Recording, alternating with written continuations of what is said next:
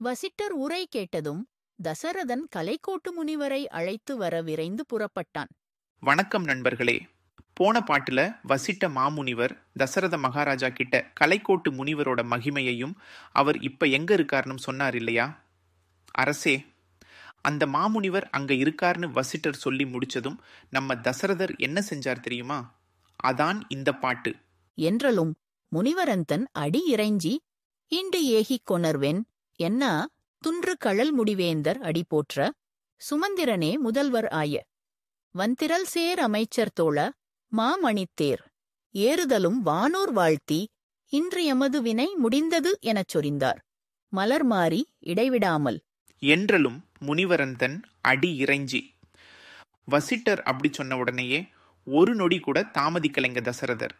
உடனே தன்னுடைய குலகுருவான வசிட்டரோட பாதங்கள்ல விழுந்து வணங்குறாராம். பாருங்க, எவ்வளவு பெரிய சக்கரவர்த்தியா இருந்தாலும் குரு பக்திங்கிறது எவ்வளவு முக்கியம்னு இதுல தெரியுது. அந்த பணிவு, அந்த மரியாதை.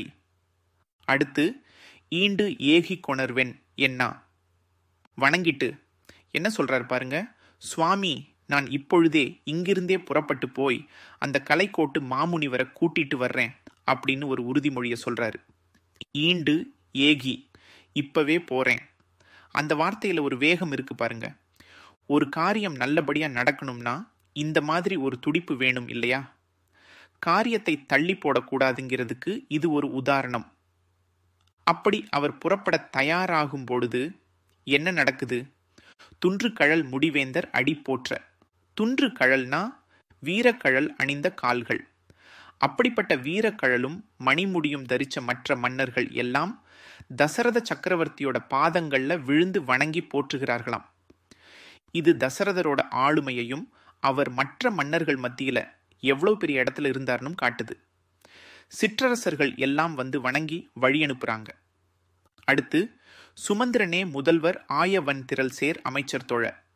தசரதரோட அமைச்சரவையில ரொம்ப முக்கியமானவர் சுமந்திரன்.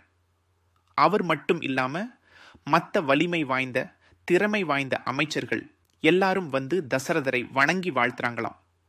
ஒரு அரசன் ஒரு முக்கியமான பயணத்தை ஆரம்பிக்கும் பொழுது அவரோட அமைச்சரவை எப்படி பக்கபலமா நிக்குது பாருங்க. வன் திரள் சேர் அமைச்சர். சும்மா பேருக்காக அமைச்சர் இல்ல, வலிமையும் திறமையும் சேர்ந்தவங்க. இப்படி எல்லாரும் வழி அனுப்ப தசரதர் என்ன பண்றாரு? மாமணி தேர் ஏறுதலும். அழகான பெரிய விலையுயர்ந்த மணிகளால அலங்கரிக்கப்பட்ட தேரில ஏறுகிறார் தசரத மகாராஜா.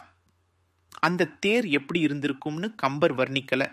ஆனா மாமணி தேர்ன்ற ஒரு சொல்லுலேயே அந்த பிரம்மாண்டம் நம்ம கண் முன்னாடி நிக்குது. அவர் தேரில ஏறின அந்த நொடியில ஒரு அற்புதம் நடக்குதுங்க. வானோர் வாழ்த்தி, தேவர்கள் எல்லாரும் மேல இருந்து தசரதரை வாழ்த்துறாங்களாம். எதுக்கு? ஏன்னா கலைக்கோட்டு முனிவரை கூட்டிட்டு வந்து புத்திரகாமேஷ்டி யாகம் செஞ்சா மகாவிஷ்ணுவே அவதாரம் செய்ய போறார். அதன் மூலமா தங்களோட துன்பமெல்லாம் தீரப்போகுதுன்னு அவங்களுக்கு தெரியும்.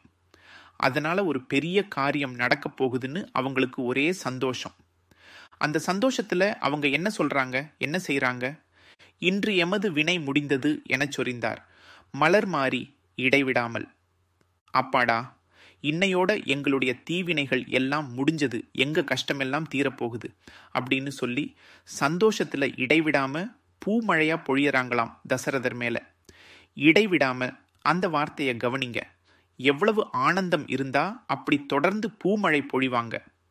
அவங்களுடைய நீண்ட நாள் காத்திருப்புக்கு ஒரு விடிவு காலம் பிறக்கப் போகுதுங்கிற நம்பிக்கை அது. பார்த்தீங்களா நண்பர்களே? தசரதரோட ஒரு சின்ன முடிவு, ஒரு பயணம் எவ்வளவு பெரிய மாற்றங்களுக்கு வழிவகுக்க போகுதுன்னு.